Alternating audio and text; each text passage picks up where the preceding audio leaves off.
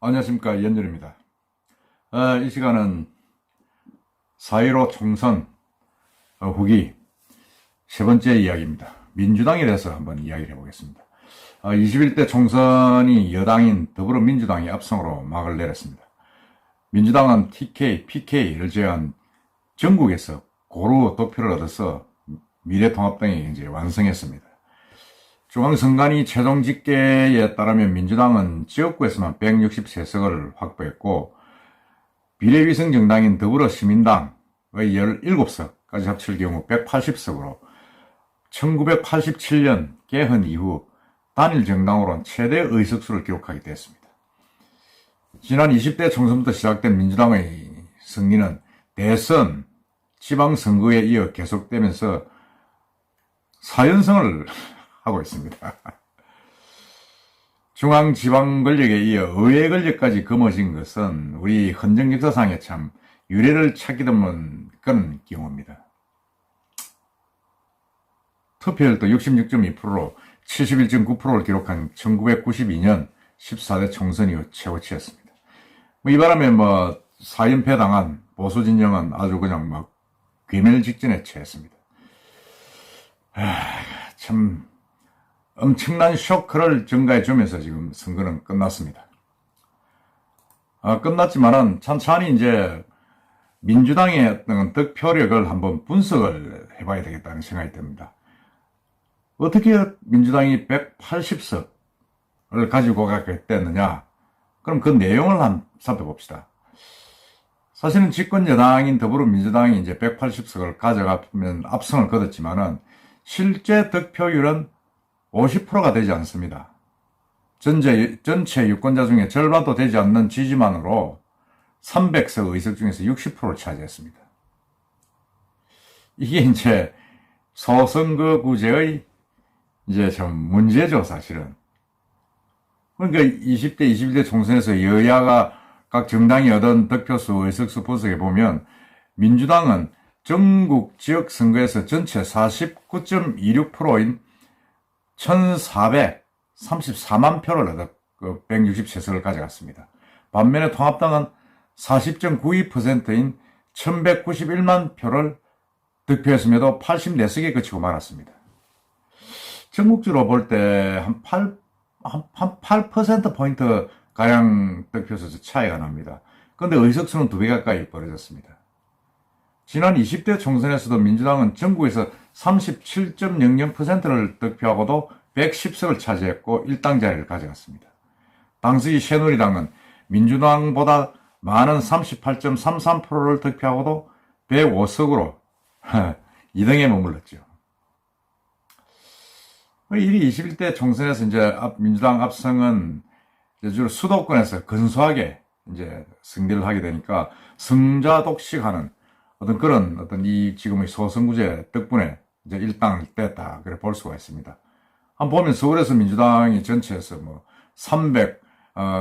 52.1%를 득표를 했는데 49석 중에 41석을 독식했고, 경기 지역에서 민주당은 53%를 득표를 했는데 59석 중에 51석을 삭설했습니다. 반대로 이제 미래통합당은 영남에서 득표 비율 이상으로 많은 의석을 가져갔죠. 대구에서 59%를 확보해가지고 12석 중 11석을 가져갔고, 반면에 경북 역시 민주당 지지표가 37만 표였는데 표는 하나도 못 가져가게 됐습니다. 이런 현상은 어쩔 수 없지 않느냐. 준연동형 비례대표제를 도입해가지고 뭔가 좀 이렇게 사표도 줄이고 제3당을 좀 키우려고 그러는데, 그것도 비례위성 정당 때문에 이제 무산되고 그러됐습니다. 우리나라 정치, 행태, 시스템의 큰 문제라고 볼 수가 있습니다. 문제라고 볼 수 있고, 그게 사실은 어떤 면에서는 우리 국민들의 민의를 왜곡하는 그런 분야로 해석될 수가 있습니다. 민주당이 180석을 가져갔지만은 실제 득표율은 50%가 되지 않습니다. 국민의 절반의 지지를 못 받으면서 의석수는 3분의 1을 가져간 거죠. 그게 현실입니다. 우리 선거제도의 문제이기도 하죠. 특히 부산 같은 경우는 봐도, 부산은 뭐, 7개, 민주당이 7석에서 3석으로 줄었다. 절반이 줄었다. 참패했다 하지만은, 민주당에서 보는 시각은 또 다릅니다. 최인호 의원 이야기는 인터뷰에서 그런 이야기를 했죠. 우리는 결코 뭐 민주당은 부산에서 지지 않았다. 40% 맞는 득표를 했고 20대보다 많은 5% 이상의 어떤 지지를 얻었다. 단지 선거제도 때문에 소선거제라는 그런 문제점 때문에 우리가 의석수에서는 졌다. 이렇게 하면서 결코 뭐 지역 감정이 뭐 심화된 건 절대 아니다. 뭐 이런 이야기를 하고 있습니다. 어쨌든 민주당은 지금 대선을 했습니다. 그럼 민주당은 앞으로 어떻게 할 것이냐는 부분을 제가 한번 이야기를 해보겠습니다. 그래서 지금 대선을 이제 민주당이 승리를 했는데, 민주당이 이제 일은 참 많습니다. 많은데 제가 볼 때는 이게 친문이 너무 많습니다. 친문이 많아가지고, 그 의석수 뭐 분석한 표도 보고 있지만은, 공천 또 뭐 청와대에서 30명이 나와가지고 20명이 됐고, 이제는 뭐 전부 다 친문이기 때문에 친문, 비문 뭐 이런 구분이 없습니다. 뭐 160석이 거의 다 막 친문이라고 보면 됩니다. 그 공천할 때부터 뭐 비문이었던 뭐 김현미 장관, 유은혜 장관, 그럼 뭐 추미애 장관 전부 공천에서 빼내고 청와대 인사들로 다 채웠지 않습니까? 그분들은 전통적으로 비문이었죠. 비문이었는데 어쨌든 공천 단계에서부터 배제가 되고, 또 청와대 출신 인사들이 이번에 나와서 다 득표를 많이 했습니다. 많이 했는데 제가 볼 때는 민주당은 이제부터 제대로 이제 그 5분의 3이라는 의석을 기반으로 개헌에 나설 것이라고 저는 봅니다. 개헌, 사회주의 개헌에 본격적으로 나설 것이다 하는 생각을 지울 수가 없습니다. 이미 뭐 총선 끝나고 난 뒤에 지금 이인영 뭐 민주당 원내대표부터 시작해가지고 뭐 국가보훈법을 없애야 된다. 토지 공개념 제도를 도입해야 된다.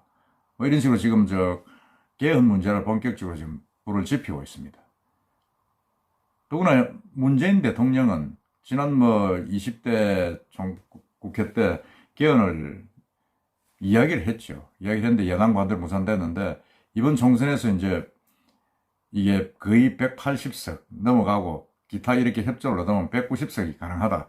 이런 상황에서 이제 본격적으로 개헌 가능성이 저는 볼 때는 많다. 그래서 이런 가능을 예를 들어서 문재인 대통령이 20대 개헌을 발의했을 때 그 상당수가 개헌을 통했으면 가능한 것들이었죠. 지방분권이 대표적이고, 그 다음에 20대 국회에서 4년 중임제 대통령, 사실상 당론으로 채택한 바가 있습니다.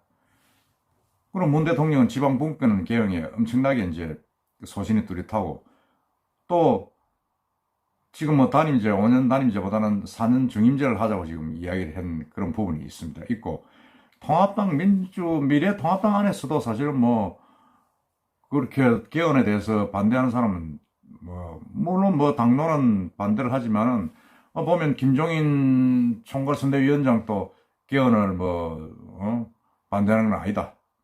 지난 3월달 선거 전에도 그랬죠. 이거 뭐 헌법을 30년간 무거운 오래된 틀을 좀 바꿔야 된다. 이렇게 이야기를 했습니다. 이야기를 하면서 권력 구조를 내각제로 바꾸자. 뭐 이렇게 이야기한 바가 있고, 또 박영준 그 선대본부장도 그런 개헌의 어떤 부분적인 개헌, 그런 부분들을 이야기를 한 적이 있습니다. 그래서 제가 볼 때도 지금 뭐 본격적으로 이제는 개헌의 이제 어떤 그 국면으로 바로 들어갈 가능성이 크다. 민주당은 이렇게 천재 1위기에 180석, 지금 개헌에 불과 뭐 20석밖에 표가 안 나기, 차이가 안 나기 때문에 완전 밀어붙여가지고 지금 야당이 지리멸렬된 틈을 타서 지금 바로 치고 들어갈 가능성이 크다. 그리고 그 개헌은 뭐냐? 사회주의 개헌이다. 사회주의 개헌의 요체가 뭐냐? 일단 국가보안법을 폐지를 하고 토지 공개념 제도를 도입을 하고, 그 다음에 뭐 전체적으로 대통령 중임제 개헌, 그리고 지방분권화, 그 4개로 압축된다고 볼 수 있습니다. 이번 기회가 아니면 민주당은 그렇게 개헌할 수 있는 기회가 이제는 놓치는 거죠. 다음 총선에서 또 이렇게 대선을 하라는 걸 얻기 때문에 그래서 이제 이게 사실은 뭐 민주당에서 이런 개헌 주장이 처음 나온 건 아니죠. 아니고 총선 결과에 따라서 뭐 어떻게 하겠다 그러면서 특히 토지 공개념 제도, 이는 헌법에도 있다, 헌법 정신에도 있다 이래가지고 계속 누누이 이야기했던 그런 부분들입니다. 그래서 저는 이런 것을 보면서 우리가 개헌 저지선을 확보했다고 미래통합당이 이제 안도를 할 게 아니라 이 본격적인 어떤 더불어민주당의 개헌 드라이브를 어떻게 막을 것이냐, 진짜 빨리 대책을 세워야 된다고 생각을 합니다. 물론 뭐 개헌 뭐 필요하면 해야 됩니다.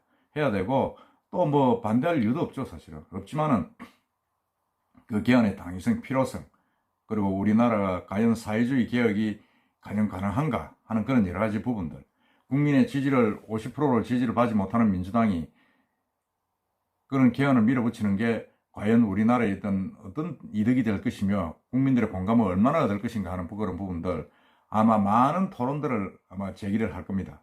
그런 부분에 대해서 우리가 한번 심각하게 지금부터 논의가 돼야 되고 우리를 저는 하고 있습니다.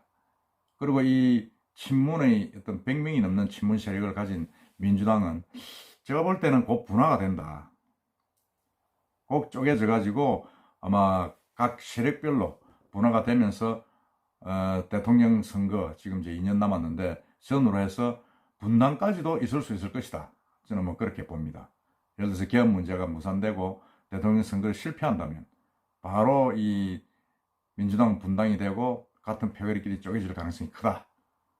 뭐 정치라는 게 이합집산 아닙니까? 그런 생각을, 우려를 지울 수가 없습니다. 그래서 저는 지금 민주당의 어떤 큰 승리, 물론 그걸 뭐 민주당에서는 천재 일우의 기로 생각하고 모든 것을 밀어붙이려 하는데 그 중에서 가장 큰 게 제가 볼 때는 뭐 개헌입니다. 사회주의 개헌으로 아마 나갈 것이다. 뭐 윤석열 총장을 어떻게 한다, 공수처를 어떻게 한다, 그건 전부 다 지역적인 겁니다. 큰 틀에서 있던 개헌 문제, 이걸 본격적으로 점화를 해서 지금 아마 밀어붙일 것이다. 그런 생각이 들고, 우리 독자 여러분들께서도 이런 과연 개헌이 어떤 영향을 우리 삶에 미칠 것인가, 우리나라의 정체성에 미칠 것인가 하는 것 부분에 대해서 뭐 심도 있게 고민을 해보실 필요가 앞으로 있다, 이런 생각이 듭니다. 민주당의 어떤 친문 강화, 그게 기회일 수도 있지만은 저는 친문에 의해서 민주당이 엄청난 데미지를 입을 수 있는, 역풍을 받을 수 있는 또 위기일 수도 있다고 저는 생각을 합니다. 기회와 위기가 한꺼번에 상존하는 민주당의 어떤 이번 총선 대승이라고 봅니다. 이기지 않았더라면 하지 않았어야 할 그런 여러 가지 문제들, 개헌 문제 이런 것들을 대선을 거뒀기 때문에 욕심을 내고 치고 나가고 또 거기에 의해서 뭐 역풍을 맞고 또 쓰러지고 뭐 이길 수도 있고 있죠. 그런 혼란의 와중에서 아마 큰 소용돌이가 치지 않겠느냐 하는 그런 생각이 듭니다. 민주당의 대승은 민주당의 기회이자 위기, 저는 이렇게 말씀드리고 싶습니다. 앞으로 이날 사회주의 개헌 논의 한번 여러분도 심도 있게 참여해서 한번 토론을 해보시기 바랍니다. 이상입니다.